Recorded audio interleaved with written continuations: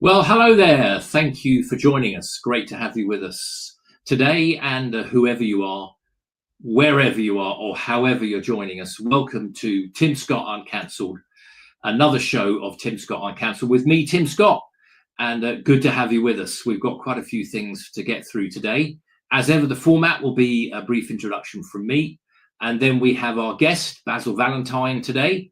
More about him in a minute. And then we look behind the news at the sort of things that you might not hear elsewhere or on certain other news outlets. We go behind the front page and get to some of the really deeper stories. And we always try and have a sort of a slightly more amusing one at the end, a kind of an and finally. So where are we, folks, with the state of the UK? I felt for a while now that the UK has deeply embedded problems that we've had under successive governments. Low growth, low productivity. We're overtaxed, we're overspent, we're overborrowed. And there's talk of some kind of IMF bailout. The things to watch, I think, guys, are firstly, how much is the government having to borrow every month? And what are they having to pay for their government borrowing? Do you know the UK is having to pay higher interest rates than those former financial basket cases, Club Med, Greece, Spain, Italy? How come they're being able to borrow cheaper than we are? Why? Because they have had the tough financial medicine that I fear could be coming our way. I think one of the things that could really do the government in is, as government debt has to be rolled over, as it has to be renewed, a bit like when your 5-year mortgage comes to an end and you want a new mortgage, they will have to pay considerably more to borrow than when they first started. So rising borrowing rates, even higher than under Liz Truss. We can't control our borders. So we're in all sorts of trouble, but we're still a great country and so much going for us. Let's be positive too. And one of the things that really does annoy me and really makes our current state unforgivable is this country actually has so much going for it. But okay, enough from me. And now let's bring in our guest for today, Basil Valentine. And here he comes. Basil, welcome to you, and really good to have you with us. Great to be with you, Tim. First time we've ever spoken, as I said when we said hello on the phone earlier. My father was That's right. And yes, the McWhirters, Norris and Ross, one of whom, of course, was tragically murdered on his doorstep by the IRA. That's right. 50 years ago now. And Yep. They were instrumental in the founding of what was then the National Association for Freedom, which I believe you're involved with these days. Yes, the Freedom Association. Yeah, I run the Freedom Association, and Basil's referring there to the McWhirter twins, very involved with the setting up of what is now the Freedom Association. So, Basil, I understand that you live in Brighton. Are you looking forward to having Angela Rayner as a neighbour in Hove? South Downs, as you can see. I'm just north, just in the Downs. No, I'm not at all. Is it her second, third, or fourth house that she's got down here? I think it's really her third. Right. Yeah. Of course, Brighton Central Pavilion constituency elects a Green MP, has done for several elections now. It was Caroline Lucas, that she's been replaced by another Green. So I don't know why Rayner is moving down here, because I think she might find it rather hostile territory. Yeah, interesting. I mean, her constituency is in Manchester, so obviously a move to the south coast makes total sense.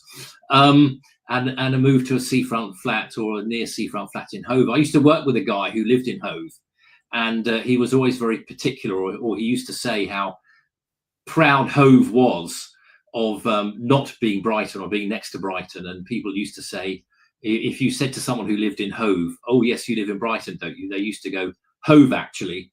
And apparently on the road sign that says Hove, somebody had actually sprayed underneath it, actually. Yeah, indeed, I was going to make that joke, and there's another leg to that joke, which is Portslade, unfortunately, which is yes. Portslade is further out than Hove, and it's a bit down market. So people say that they live over that side of Brighton, and you inquire, Hove, and they go, no, Portslade, unfortunately. Well, it's a bit like the old. It's a bit like the Essex joke about the port of Harwich and Frinton, which has a large retired community, and the joke there is Harwich for the continent, Frinton for the incontinent. For the incontinent, very good. Yes. I shall probably be besieged now by angry pensioners from Frinton, but then none of us are getting any younger, are we? But you, and also Basil, you've described yourself as a social democrat. Do tell what's that all about? Well, believe it or not, my interest in politics started when I was still in short trousers back in the early 1970s. So I remember when we had a mixed economy, when certain things like water and power and railways were deemed better in public ownership. And indeed, I very much adhere to that position to this day. I think the British people have been swindled out of their national assets. So by a social democrat, I mean, as I said, mixed economy, some public ownership, some private ownership, a taxation system that redistributes wealth from the richest to the poorest, a meaningful welfare state. Now, I mean, I know the welfare budget has got out of control recently, but well, that's another matter, let it put that way. But most importantly, a social contract between government and people on the understanding that we want to create the best society for everybody. And I'm not sure that that's the case anymore, because we've had 40 years of neoliberalism, which has been very much skewed in favor of a minority of the population. That's why we got Brexit, because traditional working class voters felt quite rightly that they'd been ignored by successive governments. It's why your party has got 800,000 people signed up as supporters within a few weeks of being launched without any name. People do not feel they have any representation. That's because the Overton window of political opinion has moved inexorably to the right in the last 40 years. But there are some right-wing things that I agree with. I'm not in favor of mass immigration, whether legal or illegal. But well, perhaps you could bring in one of the relevant stories to what you were just discussing there, Basil. And that is the migrant housing, and there's been a court ruling recently about the hotel in Epping. I mean, what are your thoughts on that? How does that sort of fit in with? And I think the SDP under I don't know if you're an actual supporter of the SDP now under William Clouston. I mean, I think they've got quite a rigorous sort of deportation policy to Ascension Island, haven't they? I think it may be, yes. I've spoken to William a number of times, and I must admit I've found very little that he says that I disagree with. In a strange sort of way, his party is both to the left and the right of the so-called Labour government. It's genuinely to the left on many issues, because this government is, to me, neoliberal. Other people describe it as Marxist. I can't see that at all. I mean, how far away from Rod Liddle's a supporter, isn't he? I think of the SDP. Yes, yeah. Right. Well, so. I'm slightly surprised with that. But with reference to your question, I noticed Stephen Kinnock said this morning that if the government did not win the ruling, that we could see asylum seekers sleeping rough on the streets of the UK. Well, we've got thousands of British people sleeping rough on the streets of the UK. Well, I mean, including army and forces veterans. Yeah, all sorts of people. I mean, I personally, I don't. Yes, of course, you can say, well, if you served in the armed services, then are you a higher priority? Well, I don't know, but I don't see why asylum seekers should be put up in hotels. And obviously, it's been a huge incentive to come. That's the whole point for people from countries where they do not need to claim asylum. Yeah. As we know, here's the hotel in question, the Bell Hotel. I think also we've got the clip, Basil, from the judgment that we had previously. I think we might have the clip. But one thing I'm wondering is if we can maybe get that clip in a minute, is why are these decisions being taken by judges? Here we go. Here's the clip. And Somani promptly issued applications for permission to appeal to this court. They were listed before us for hearing yesterday, given the importance and urgency of the matter, we are giving judgment today. The Court of Appeal's decision on the Home Secretary's appeal relating to joinder as an intervener to the Council's application. The Court of Appeal grants the Home Secretary's application for permission to appeal against the decision dismissing her application for party status, and further grants the Home Secretary intervener status in the litigation between the Council and Somani. The Home Secretary has clear statutory duties towards asylum seekers in this country under the Immigration and Asylum Act 1999. These include the duty to provide support to them and their dependents, and to prevent destitution among this cohort. Given these duties, in addition to her constitutional role relating to public safety, the Home Secretary is plainly directly affected by the issues in this case, and specifically by the grant or not of an injunction to restrain the provision of accommodation for the asylum seekers at the hotel. Hardly a convincing speaker, is he, Tim? Well, yes, a dynamically announced judgment there, Basil, holding us all spellbound. But yes, so I think this story is going to continue to run and run. But there's another housing story that's been in the news recently as well, and it's to do with the pretty past that we're in with the borrowing, and this is to do with Rachel Reeves considering a new tax on rent income being considered. The Guardian tells us that, so this is where we get behind the news a bit. The Guardian tells us a new tax on rent income being considered.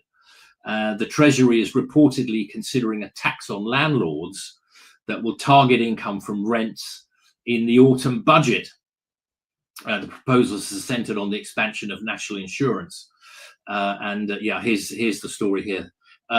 As part of a broader push to plug a potential 40 billion shortfall in the public finances, the so-called black hole. What do you make of this black hole, Basil? Well, you know, this whole situation with private landlords goes back 40 years to the sale of council houses by Margaret Thatcher, such that now countless billions of pounds are spent on housing benefit so that people, you know, are unable to buy, with house prices being as high as they are, can at least live somewhere. So, you know, we really need to build more council houses to start with, because this rise in landlordism, almost as a sort of second profession, which only came about in the late 1980s and 90s, including people renting out former council houses, has been very much a case of, I'm all right, Jack, pull the ladder up behind me, such that we have a class of people, mainly baby boomers, who own properties, in some cases several properties, because, you know, if you own a couple of places and your credit's good, buy more, rent them out, students, so on and so forth. It's now impossible for younger people to get on the housing ladder at all. And you have a whole new class of landlords, many of whom don't work anymore and simply sit at home and collect rents from people to whom banks will not lend enough to buy somewhere, even though they're paying out more every month in rent. Whether or not this is the answer, I've absolutely no idea. And as the spokesman from Knight Frank says there, it may end up simply hurting tenants. I hope not. So the quote there is, as you quite rightly say, Baz, this head of UK residential research at Knight Frank says, targeting landlords won't lose the government many votes, but such moves invariably end up hurting tenants. And then further down, he quite rightly points out a very good general point. Governments need to fully appreciate that when you tax an activity, you get less of it. I mean, this is completely why they tax cigarettes. But anyway, let's not get off on that one. So you did mention sale of council houses, and I think what is happening to Maggie Thatcher's dream of a property owning democracy with home ownership in reverse, by which I mean the percentage is going down. I mean, I always felt fair enough on the sale of council houses. I mean, but there were problems with it, Basil, as you've highlighted. I think people tended to want to buy the nicer properties, the end of terrace house with a nice garden. People were given substantial discounts. Huge discounts. Yeah, huge I mean, discounts. Some people. I mean, the argument was, okay, you've paid rent for years, but if you paid rent for years to a private landlord, they wouldn't give you a discount. I mean, Exactly. some people were able to buy their council house for like half its value. Oh, and less than that. Tim. Less than that, a fraction, 20%. Yeah, and then the councils were then restricted on what they could spend the proceeds on. There was no sort of one out, one in. No, exactly. Policy. For every one you sell, you have to build another one. But it did help to spread wealth and home ownership, despite I think its shortcomings. So I mean, I don't think this story is going to end well, and I can't help thinking, Basil, thank you for your comments on it, that actually we're just going to end up with, whilst landlords may not be the most unpopular of targets, we're just going to end up with higher rents and more housing supply, less. My apologies, less housing supply and more difficult to rent. Yeah. So the next story we've got actually is a defence-related one, which is this Navy ship is first in Tokyo. And this is from the Daily Mirror, and it's got a wonderful photo there, which we'll get up in a minute. So this is the HMS Prince of Wales, which is on an 8-month deployment from the UK. They'll be back in time for Christmas, and they're leading a multinational task force. Yes, we've heard that before, Basil, haven't we? It'll all be over by Christmas. So, but they've managed to reach Tokyo. So it says here, HMS Prince of Wales towers over sailors and dignitaries as the first foreign aircraft carrier to visit Tokyo. The vessel heads a 12-nation strike group on an 8-month deployment as Japan seeks to deter China's growing assertiveness in the region. And you can see John Healey there, who I don't think he's doing a bad job as Defence Secretary, and we all know we've got to spend more money on defence, although quite where that's coming from I don't know. He says that after talks with his Japanese counterparts, we are taking our air and naval cooperation to new levels. Basil, where do you think defence fits in terms of our general sort of national priorities? A long way down the list for me, Tim.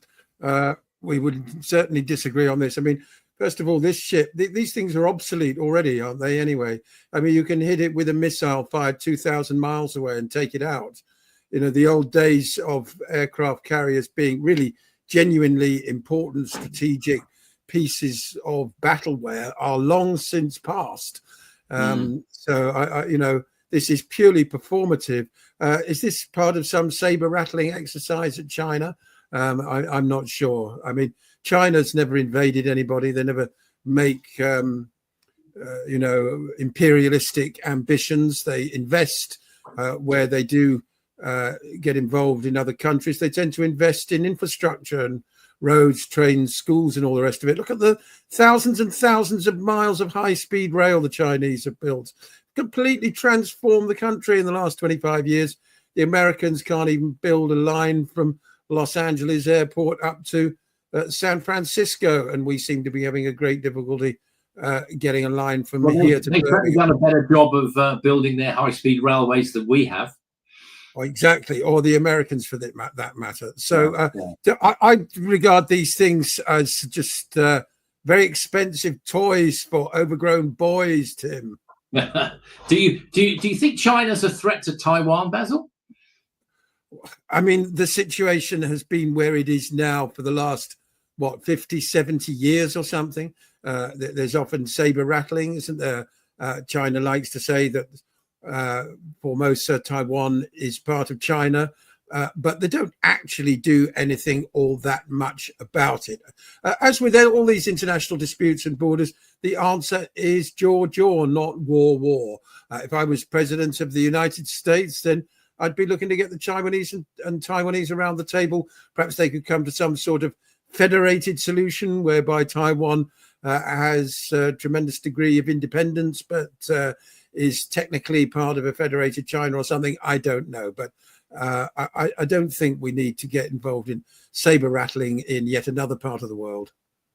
Interesting. I think, for me, I think Japan, they're an island country. I think they're a country we would do well to keep in with. I mean, there are other ways of doing that, of course. There's a lot of comment and a debate about the effectiveness of aircraft carriers. I mean, on the plus side, wherever they go, 2/3 of the world's surface is covered by sea. And wherever they go, they're X thousand square feet of British sovereign territory. They can move 400 miles in a day, but, anti-ship missiles and drones are ever present and much more effective than they are. So I know there are some people who just see them as sort of sitting targets.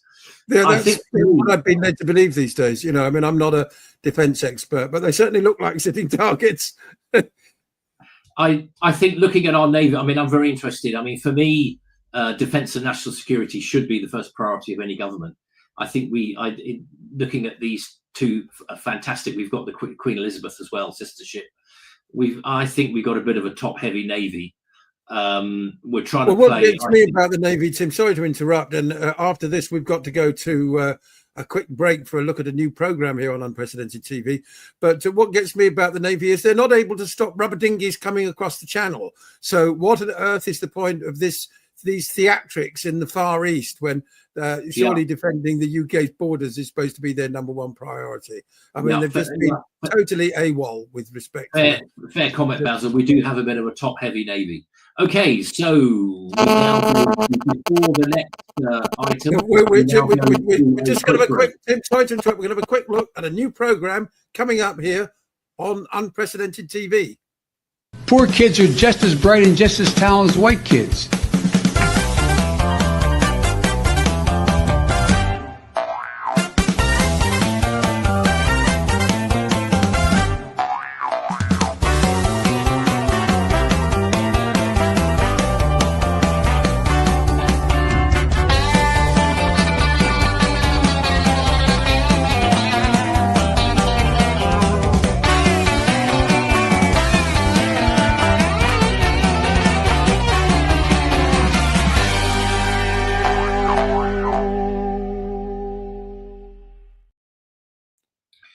Okay, thank you, Gallery.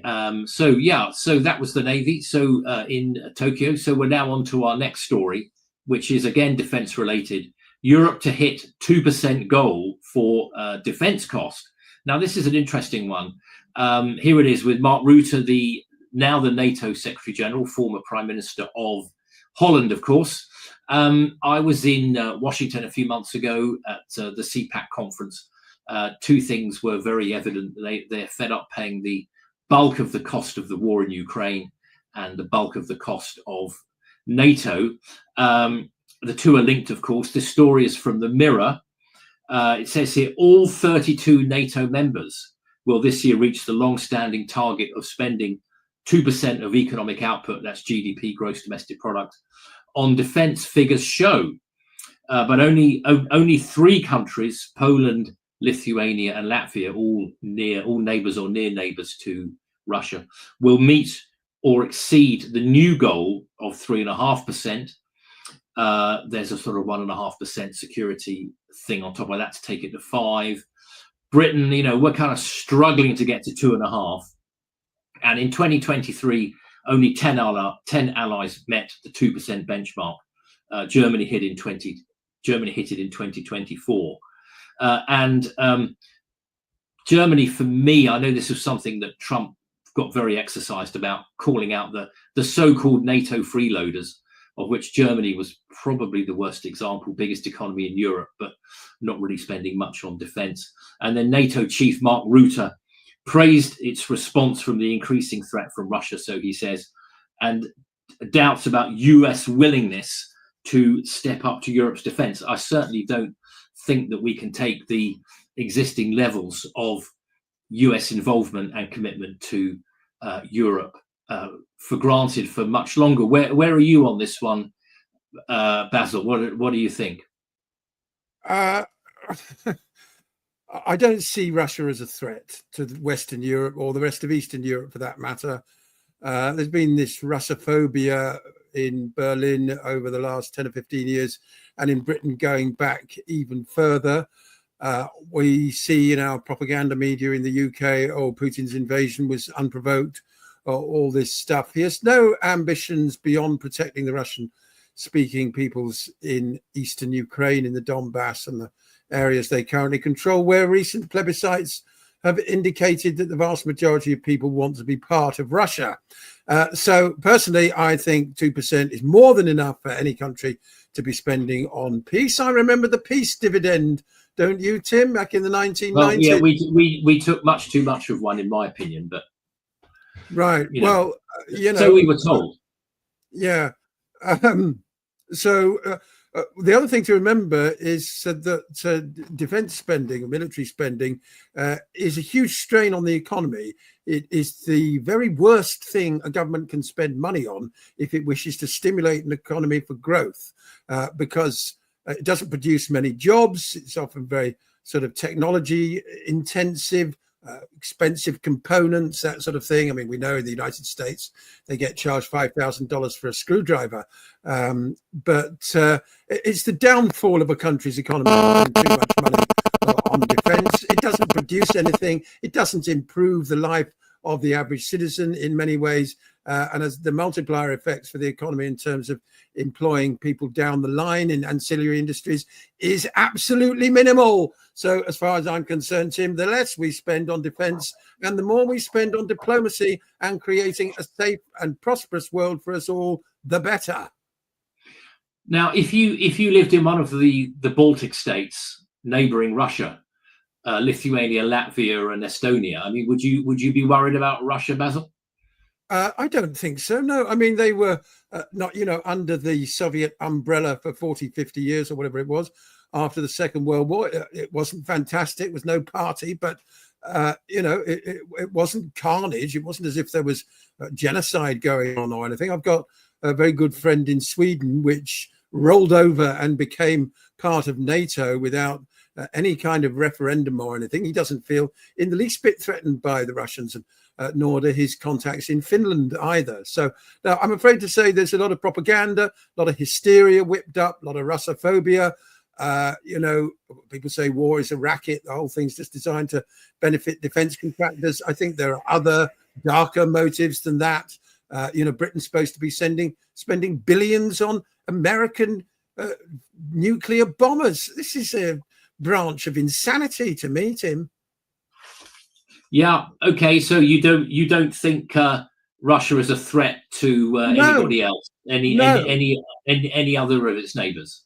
Absolutely not. So we can rest easy, can we? Absolutely.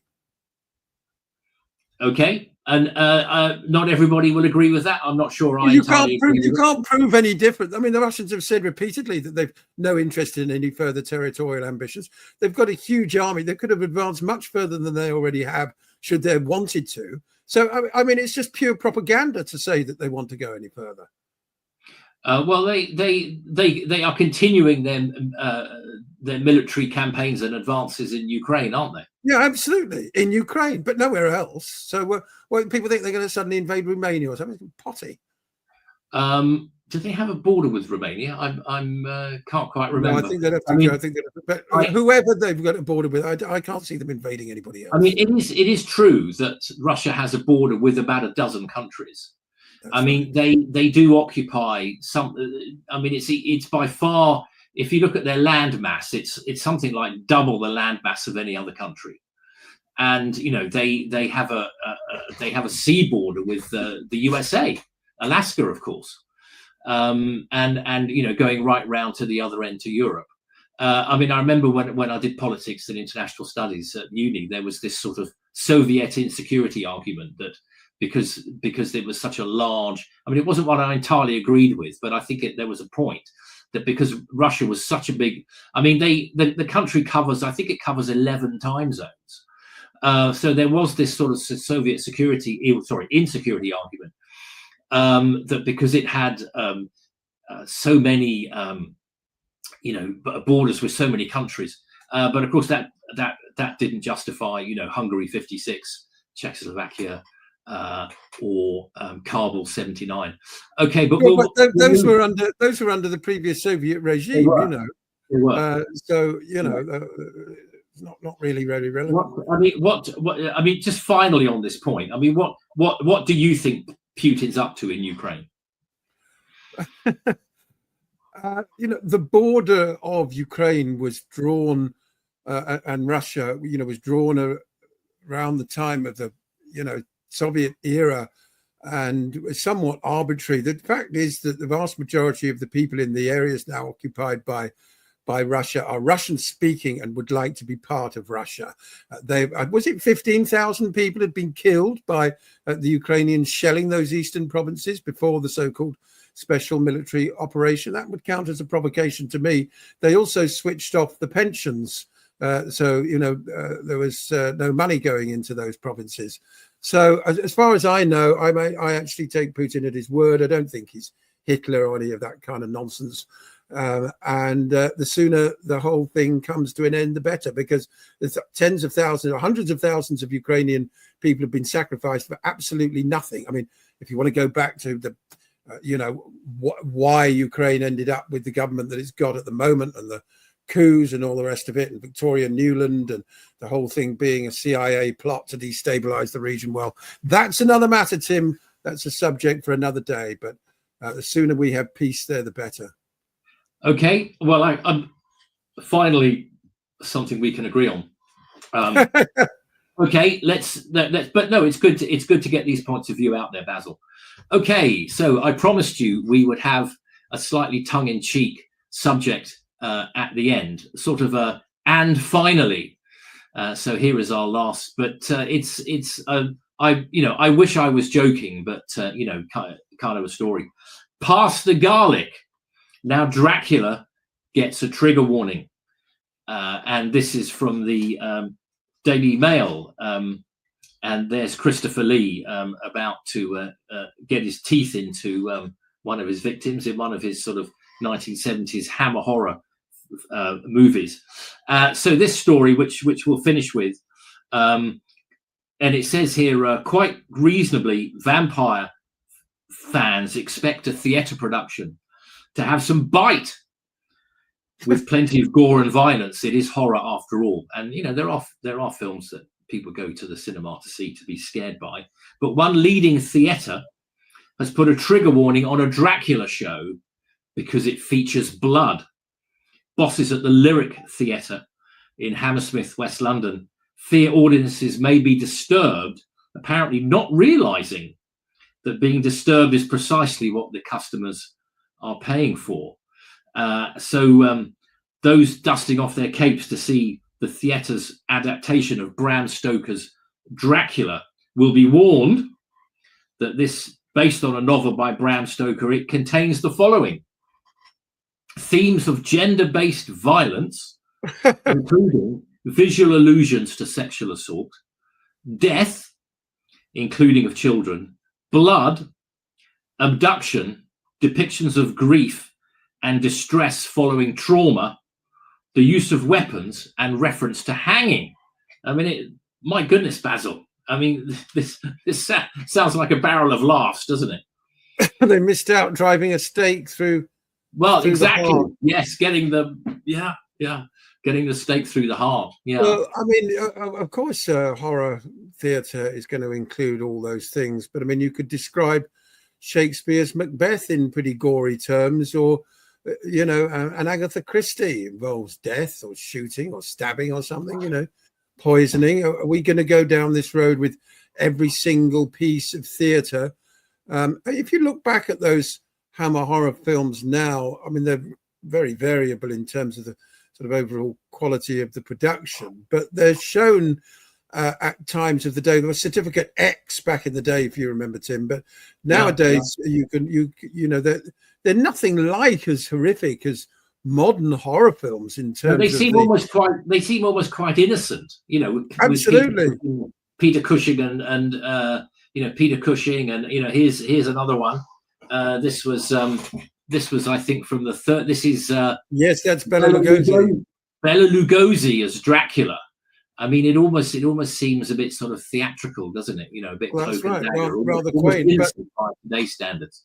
Absolutely, really rather quaint. But I would hope that we lived in a society that was grown up enough and where people were educated enough that if they were going to see a theatre show called Dracula, they'd have some idea what it was going to be about, and therefore that yes, it included gender-based violence and all these things, because that's all in the book, and you can find out very easily these days from the internet, get a synopsis of what the book is about if you're one of a tiny number of people that have never heard of Dracula before, and then make up your mind whether or not you want to go. But the idea that we need trigger warnings for theatre or television or anything else for that matter is ludicrous.